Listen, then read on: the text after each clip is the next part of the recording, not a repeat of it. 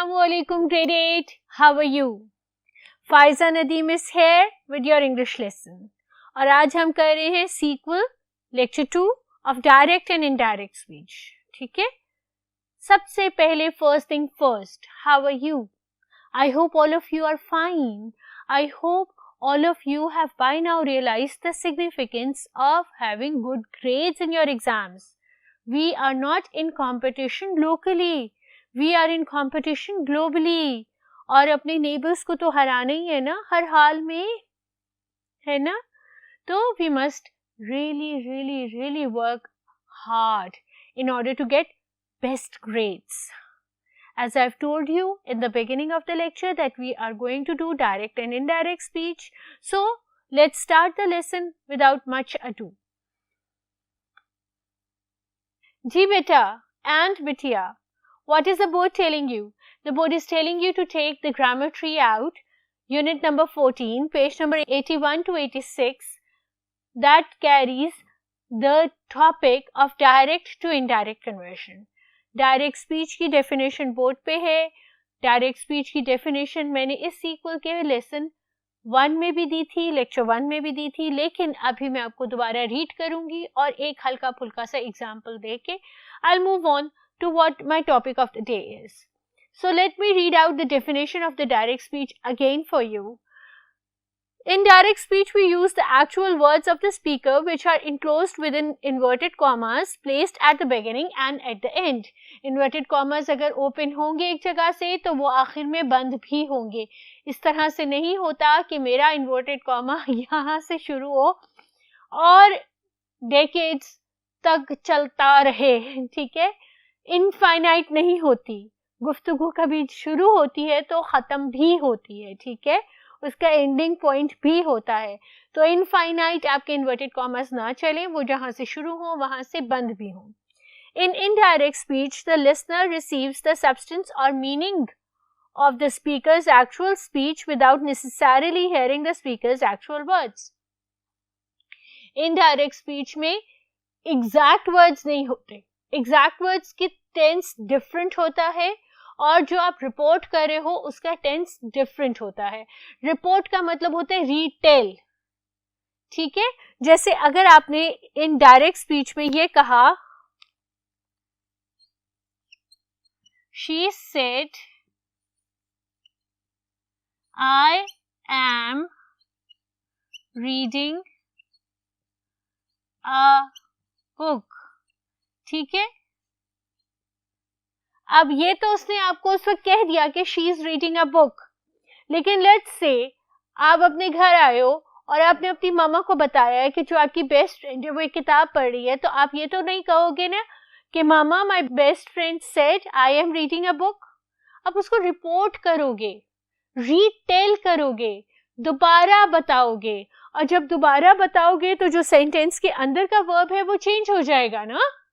वो जो आपका रिपोर्टिंग वर्ब है उससे रिलेट करेगा ना हमेशा एंड हमेशा. ठीक है? तो आप इसको कैसे लिखोगे? आप इसको ऐसे लिखोगे कि शी सेड. अब ये जो वर्ब है ना आपका, ये कहलाता है रिपोर्टिंग वर्ब. ठीक है? इसकी जगह आप लगा देते हो दैट. आई फर्स्ट पर्सन है, सेकंड पर्सन में. रिपोर्टिंग वर्ब आपका पास्ट टेंस में है तो ये भी पास्ट टेंस में है. She was reading a book. आपकी जो सारी डायरेक्ट और इनडायरेक्ट कन्वर्जन है वो आपके रिपोर्टिंग वर्ब से रिलेटेड है. आपने हमेशा अपना रिपोर्टिंग वर्ब चेक करना है. अगर आपका रिपोर्टिंग वर्ब पास्ट में है तो आपका जो इन्वर्टेड कॉमर्स के अंदर का वर्ब है वो डेफिनेटली चेंज होगा. इसके रूल्स मैंने अपने फर्स्ट लेक्चर में डिस्कस किए हैं. ठीक है?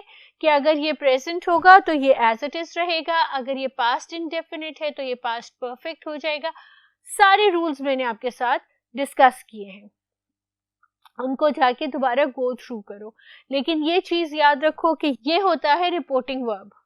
अब एक और चीज, जब आप डायरेक्ट स्पीच लिखते हो तो आपका ये जो कॉमा होता है ना बेटा, वो आपका रिपोर्टिंग वर्ब को और डायरेक्ट स्पीच को सेपरेट करने के लिए होता है. इन्वर्टेड कॉमास आपके कॉमे के बाद लगते हैं। आपका सेंटेंस जहां खत्म होता है वहां आपने जो लगाना है, ये लगाना है, ये लगाना है, ये लगाना है, इन्वर्टेड कॉमास इसके बाद होंगे। ये सिंपल पंक्चुएशन एरर्स होती हैं जो आपको बहुत इंपॉर्टेंट मार्क्स लूज करवाती हैं डायरेक्ट स्पीच और इनडायरेक्ट स्पीच में। ठीक है, ये चीज हमेशा याद करना कि आप रिपोर्टिंग वर्ब से जब सेंटेंस को, डायरेक्ट सेंटेंस को सेपरेट कर रहे हो तो पहले आप कॉमा लगाओगे, फिर आप इन्वर्टेड कॉमास खोल के उस सेंटेंस को लिखोगे, और जब वो सेंटेंस एंड होगा तो जो भी उसके रिलेटिव पंक्चुएशन मार्क है, चाहे वो क्वेश्चन मार्क है, चाहे वो आपका एक्सक्लेमेशन मार्क है, या वो आपका सिंपल पीरियड या फुल स्टॉप है, उसके बाद आपके इन्वर्टेड कॉमास क्लोज होंगे। क्योंकि डायरेक्ट स्पीच में 20% जो आपकी वेटेज है मार्क्स की, वो आपके पंक्चुएशन सिंबल्स की वजह से भी है। ठीक है, तो ये थे direct speech, punctuations, reporting verb.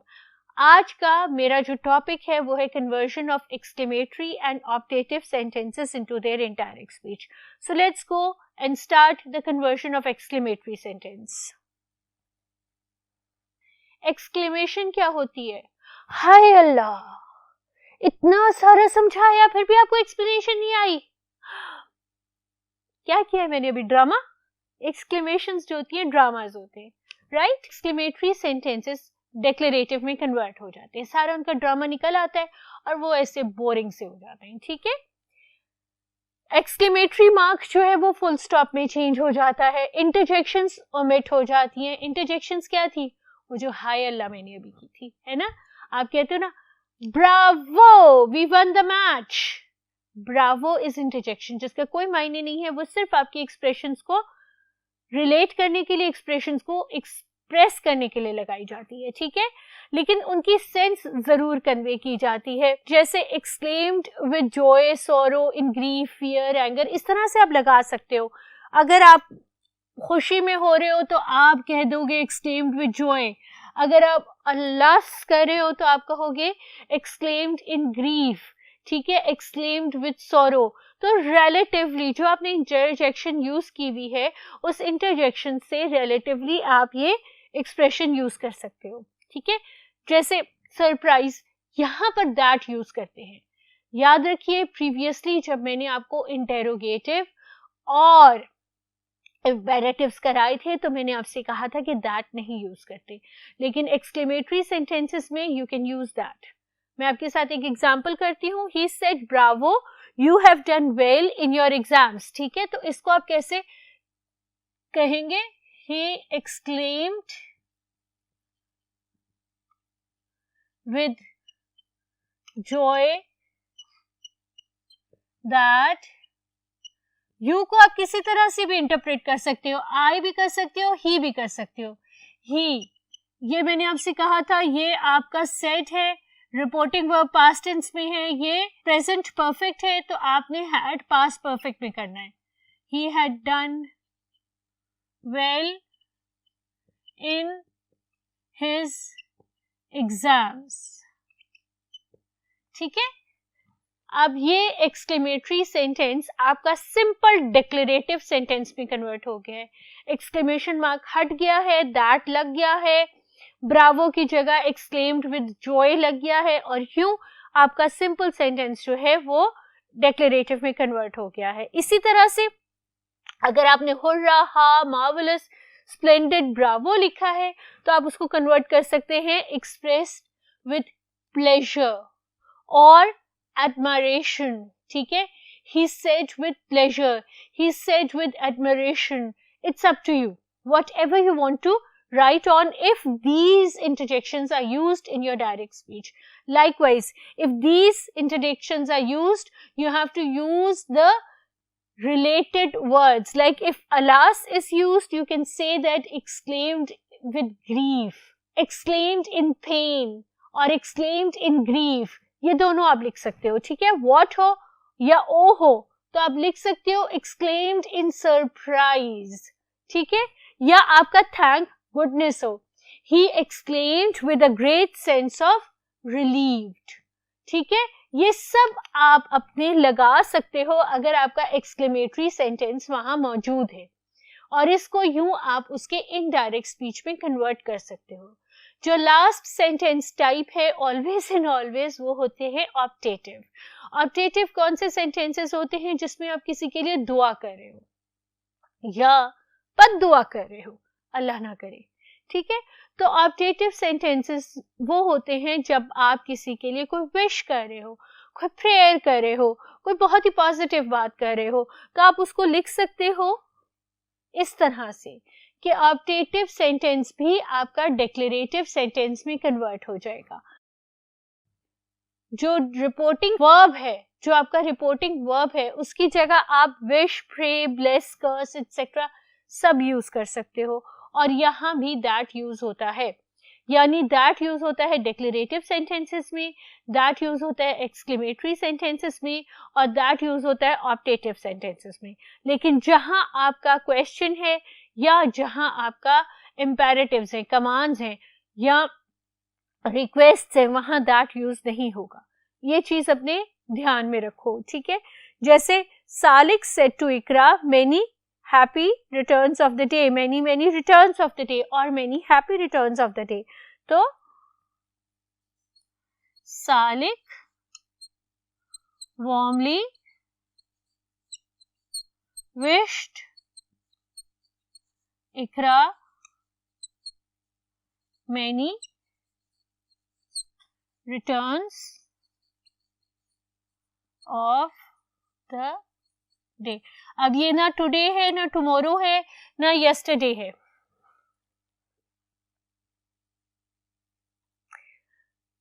Salik warmly wished Ikra that many happy returns of the day, or you can omit that because it's not sounding correct, ठीक है। तो आप ये भी लिख सकते हो Salik wished Ikra many returns of the day, ठीक है।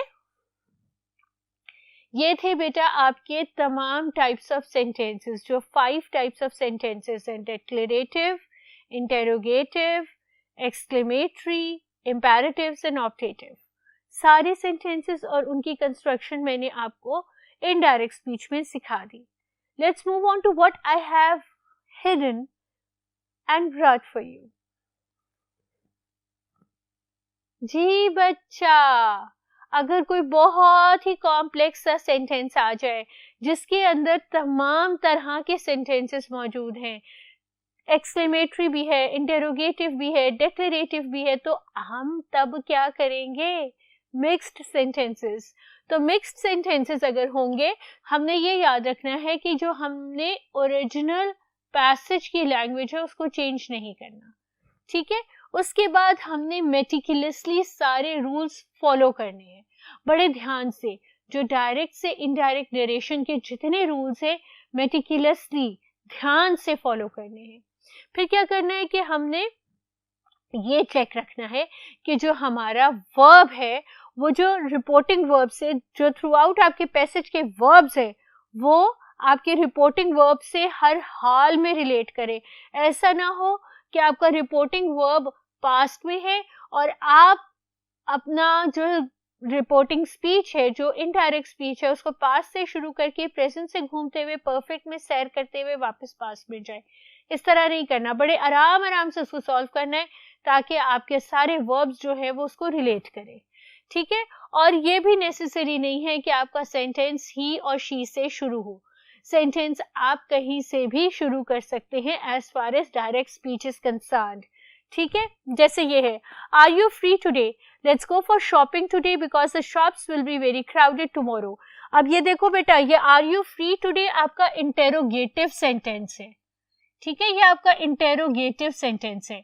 Let's go for shopping today, ये आपका इम्पेरेटिव है, ठीक है, सजेशन है, because the shops will be very crowded tomorrow, ये आपका डिक्लेरेटिव है, ठीक है। ये कंप्लीट पैसेज है जो 3 डिफरेंट किस्म के सेंटेंसेस से कंसिस्ट है, like it is consisted of 3 different types of sentences. इसको कैसे इनडायरेक्ट स्पीच में कन्वर्ट करेंगे? बड़े आहिस्ता आहिस्ता, बड़े आराम आराम से। कैसे? यूं करेंगे, सबसे पहले तो हम यूं करते हैं कि इंटेरोगेटिव को लेते हैं, ठीक है, यहां से she asked me if I was free that day. देखो बेटा अब क्या हुआ, asked me are you free today question था, if क्योंकि ये आपका जो था W वर्ड नहीं था, W वर्ड नहीं होता तो हम if या whether लगाते हैं, you मुझसे पूछ रहे ना तो I लगेगा, free today will change into that day and suggested, अब हम इसको चेंज कर रहे हैं इम्पेरेटिव को, to go for shopping. देखो हम एक्चुअल पैसेज के किसी वर्ड को तंग नहीं कर रहे, today that day because the shops will क्या हो जाएगा, वुड में कन्वर्ट हो जाएगा, would be very crowded. Tomorrow will change into the next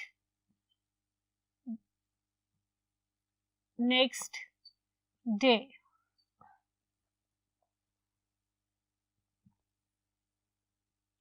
कर लिया, हमने कर लिया है ना. चलो अब रिविजन करते हैं. रिविजन है मिक्स्ड सेंटेंसेस का, ठीक है. मेरे पास सारे मिक्स सेंटेंसेस हैं, ये आपकी एक्सरसाइज दी है, मैं सिर्फ फर्स्ट 4 सेंटेंसेस आपको करके दूंगी, आपने खुद प्रैक्टिस करनी है बाकी सारे सेंटेंसेस की अपने घर में, ताकि आपको ये कॉन्सेप्ट बिल्कुल बिल्कुल अच्छी तरह से पक्का हो जाए. She said, please do not drive so fast. I feel sick at such a speed. Please है, इसका मतलब रिक्वेस्ट है. ये कौन सा सेंटेंस है, इम्पेरेटिव, ठीक है. दैट नहीं लगेगा, याद रखो. हम सेट की जगह सिंस इट्स प्लीज तो हम रिक्वेस्टेड यूज कर सकते हैं, ठीक है. She requested,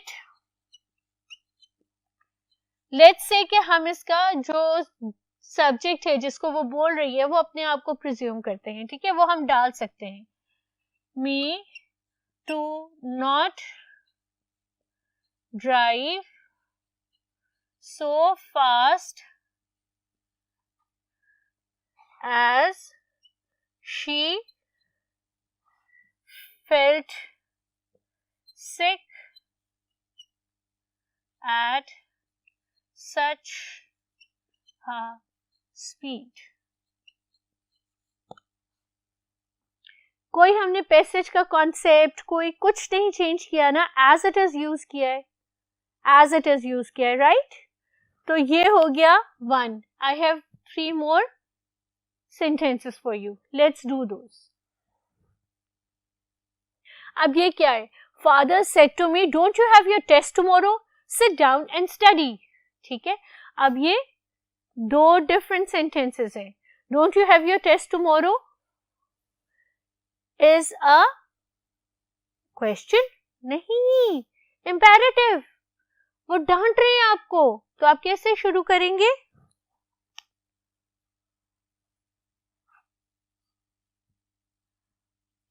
Father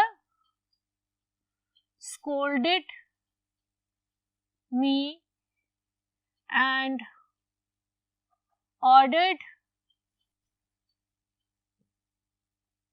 me to sit down and study as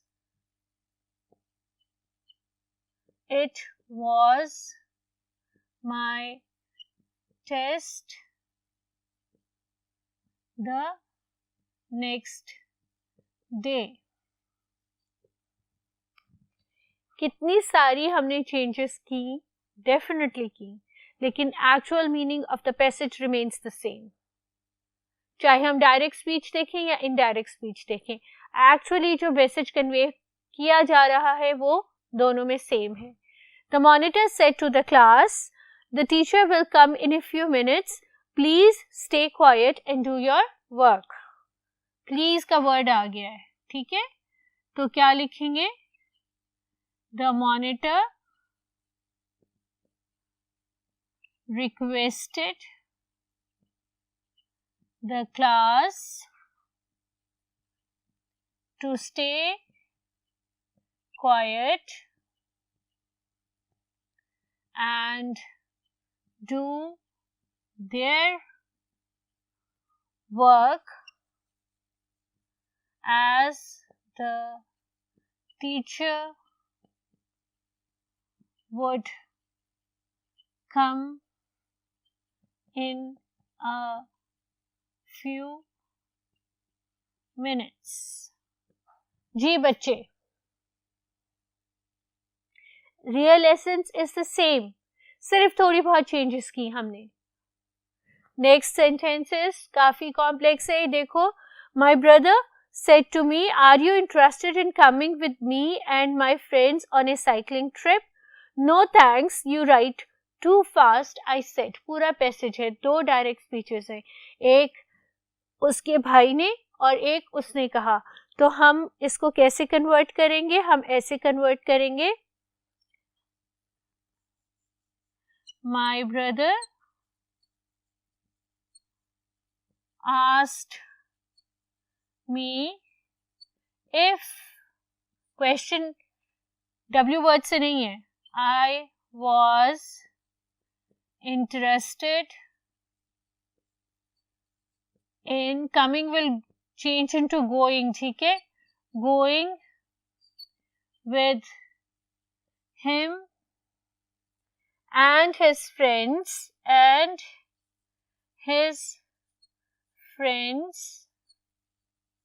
on a cycling trip, ठीक है, full stop. I replied in negative, no कह रही है ना, तो I replied in negative as he rode too fast.